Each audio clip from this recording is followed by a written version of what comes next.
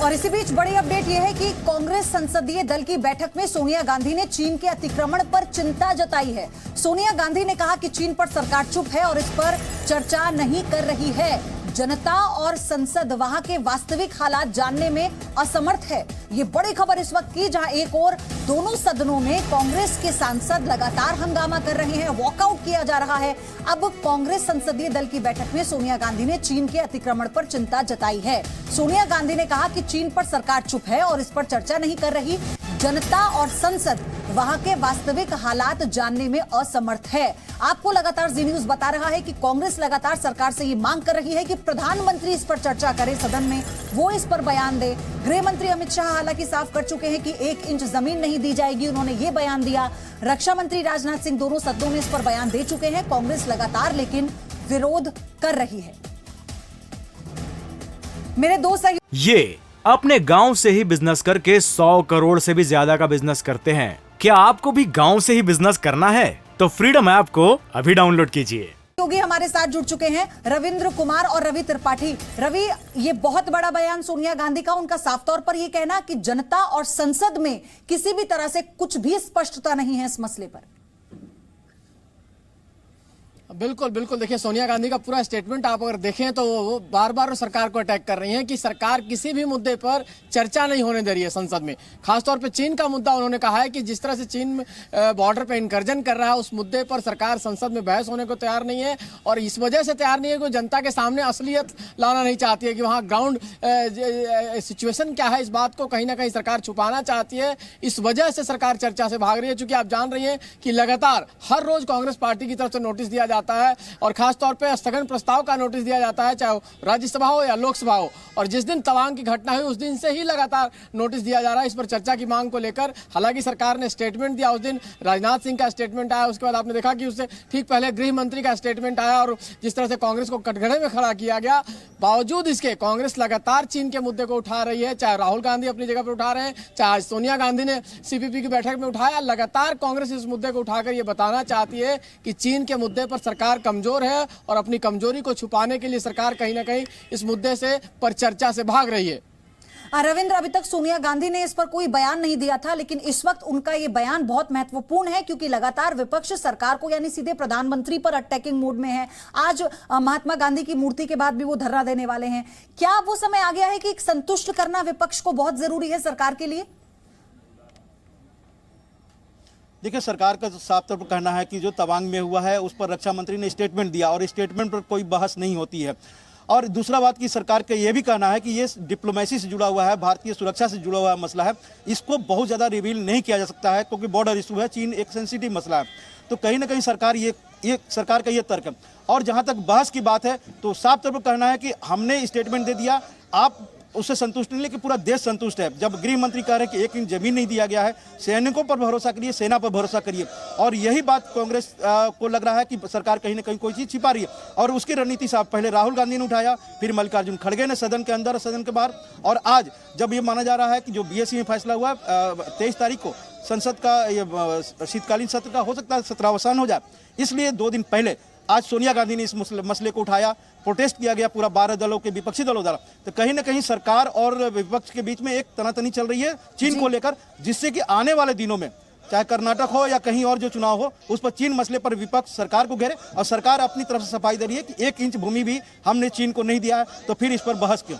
जी रवि, लेकिन सवाल यह भी है कि जब देश के गृह मंत्री और रक्षा मंत्री दोनों ही इस पर जवाब दे चुके हैं और दोनों सदनों में रक्षा मंत्री इस पर जवाब दे चुके हैं, तो सीधे प्रधानमंत्री से इस पर जवाब देने की बात का क्या औचित्य रह जाता है? पर मैं कहूंगा कि भारत जोड़ो यात्रा के पीछे 3 मकसद थे। जब ये शुरुआत हुई थी कन्याकुमारी में,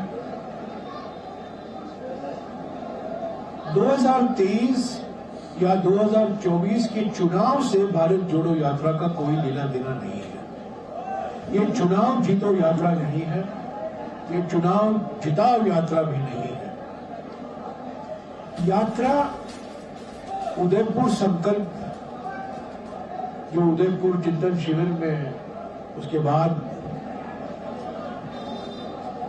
सोनिया जी ने इसकी घोषणा की थी 15 मई को, कि भारत जोड़ो यात्रा कन्याकुमारी से कश्मीर तक निकाला जाएगा, और उन्होंने ये भी संकेत दिया कि क्यों कांग्रेस पार्टी भारत जोड़ो यात्रा निकाल रही है।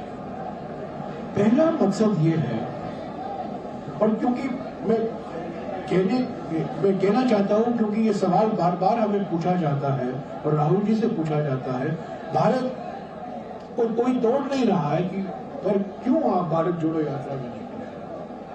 मैं साफ कह देना चाहता हूं कि तोड़ने की खतरा है। लोग जो लगे हुए हैं भारत को तोड़ने में, मोदी सरकार की नीयत और मोदी सरकार की नीतियों के कारण भारत की टूटने की संभावना बढ़ रही है। किस तरीके से?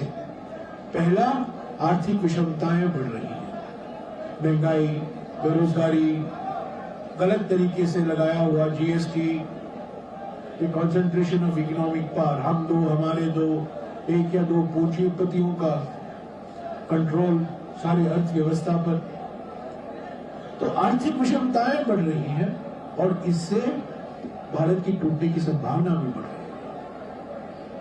दूसरा, सामाजिक ध्रुवीकरण को प्रोत्साहन दिया जा रहा है, धर्म के नाम पर, भाषा के नाम पर, प्रांत के नाम पर, जाति के नाम पर। आरएसएस और बीजेपी की विचारधारा एक विभाजनकारी विचारधारा हमेशा रही है, और सामाजिक ध्रुवीकरण चुनाव के लिए एक रणनीति बन गई है। और तीसरी जो खतरा है, जो तीसरी बात मैं कहना चाहता हूं, वो राजनीतिक तानाशाही अभी हकीकत बन गया। संविधान। तो कांग्रेस के सीनियर लीडर जयराम रमेश को आप सुन रहे थे। उन्होंने साफ तौर पर बताया कि इस यात्रा का 2024 के लोकसभा चुनाव से कोई लेना देना नहीं है। ये तो सिर्फ भारत को जोड़ने की यात्रा है और भारत इससे जुड़ रहा है। जिन लोगों को इससे दिक्कत है वो समझा जा सका है कि वो डर रहे हैं। लेकिन अब इन तस्वीरों को देखिए, अगली बड़ी खबर कि चर्चा चल रही है इस वक्त दोनों सदनों में और इस वक्त हंगामा जारी है। चर्चा की मांग को लेकर कांग्रेस लगातार अड़ी हुई है, फिर चाहे राज्यसभा हो या फिर लोकसभा। और आपको बता दें कि लोकसभा को स्थगित कर दिया गया है 12 बजे तक के लिए, ये इसमें अपडेट है। और राज्यसभा में इस वक्त हंगामा भी हो रहा है। रवि त्रिपाठी लगातार हमारे साथ बने हुए हैं। रवि, जो सवाल मैंने आपसे पहले किया कि जब गृह मंत्री और रक्षा मंत्री दोनों सदनों में बयान दे चुके हैं, तो सिर्फ प्रधानमंत्री के बयान को लेकर इतना विरोध करना कि कोई और चर्चा ही ना हो पाए। नहीं, बिल्कुल देखिए, विपक्ष घेरता है मुद्दों पर। विपक्ष को मुद्दा मिला है और उनको लगता है कि चाइना के मसले पर कहीं ना कहीं सरकार बैकफुट पे दिख रही है उनके लिहाज से। चाहे इससे पहले लद्दाख का मसला हो, चाहे फिर गलवान का मामला हो, चाहे तमाम सारे जो मुद्दे हैं जो चीन के साथ कहीं ना कहीं विवाद हो रहा है और उसको सरकार को घेरने का मौका मिला है, तो सरकार को आप घेरते हैं। लेकिन सरकार की तरफ से एक सफाई आई है। कांग्रेस के नेता एक बड़ा इंटरेस्टिंग बात कह रहे हैं। लगातार वो कह रहे हैं कि जब 1962 का वॉर हुआ था, और वॉर में आप जान रहे हैं कि जिस तरह से भारत की हार हुई थी, बावजूद इसके उस समय भी पार्लियामेंट सत्र में था और नेहरू उस वक्त के जो प्रधानमंत्री थे उन्होंने बाकायदे पार्लियामेंट में डिस्कशन को सहमति दी। पार्लियामेंट में डिस्कशन हुआ, उन्होंने माफी भी मांगी अपनी हार के लिए, जो अपनी कहीं ना कहीं भारत को जिस तरह से हारा था उस चीनी युद्ध में। तो जब भारत पाकिस्तान वॉर जैसी स्थिति थी, चाइना में हारने के बावजूद इसी संसद में नेहरू चर्चा करवा सकते हैं, तो प्रधानमंत्री मोदी चर्चा से क्यों भाग रहे हैं? हकीकत जानना चाहता विपक्ष कि वहां आखिर क्या सिचुएशन। इससे पहले चाहे लद्दाख को लेकर क्या बातें हुई, उस पर क्या सिचुएशन है, चाहे गलवान को लेकर क्या सिचुएशन है, चाहे अभी तवांग को लेकर क्या सिचुएशन है, वो आप जनता के सामने रखिए। मतलब यानी पार्लियामेंट के प्लेटफॉर्म पर रखेंगे तो जनता के सामने जाएगी। सवाल यहाँ पर ये भी है, डिस्कशन चाहते हैं यहाँ तक कि सवाल ये भी है रवि कि अगर देश में विपक्ष ये ऐसा अंदेशा जता रहा है, जिसका जिक्र सोनिया गांधी ने भी आज किया, जो पहली बार इस मसले पर बोली है कि अतिक्रमण को लेकर ये चिंता जाहिर की है उन्होंने, तो क्या आपको नहीं लगता कि सरकार के लिए भी जरूरी है कि वो विश्वास मिले, विपक्ष को कॉन्फिडेंस मिले? बिल्कुल बिल्कुल, देखिए सरकार को चाहिए ये, लेकिन सरकार का अपना तरीका है। सरकार का मानना है कि चूंकि ऐसा सेंसिटिव इशू है कि इसमें बहुत ज़्यादा जानकारी देने की भी जरूरत नहीं है। सेना वहाँ मुकाबला कर रही है, सेना ने उनको पीछा करके हटाया है वहां से और सेना लगातार मुकाबला कर रही है। आपने देखा एयरफोर्स के तरफ से भी पूरा वहां मूवमेंट चल रहा है, तमाम चीजें चल रही है और सरकार की तरफ से जानकारी दी जा रही है। सरकार का जो कहना है, सरकार की तरफ से तर्क, हालांकि जो ऑफ रिकॉर्ड तर्क दिया जा रहा है कि चूंकि हम इंफ्रास्ट्रक्चर डेवलप कर रहे हैं, चाइना को लेकर जो सरकार की पहले नीति रही है यूपीए सरकार की, उस समय ए.के. एंटनी के बयान को भी कोट किया जा रहा है, जो पार्लियामेंट में उन्होंने कहा था कि हमारी जो पॉलिसी है वो बॉर्डर पर बहुत ज्यादा डेवलपमेंट का काम, इंफ्रास्ट्रक्चर का काम करने का नहीं है। लेकिन चूंकि 2014 2014 के बाद इस सरकार की स्ट्रेटजी बदली है। इन्होंने डेवलपमेंट का काम, इंफ्रास्ट्रक्चर डेवलपमेंट का काम बॉर्डर इलाके में करना शुरू किया है, जिसकी वजह से कन्फ्रंटेशन हो रहा है।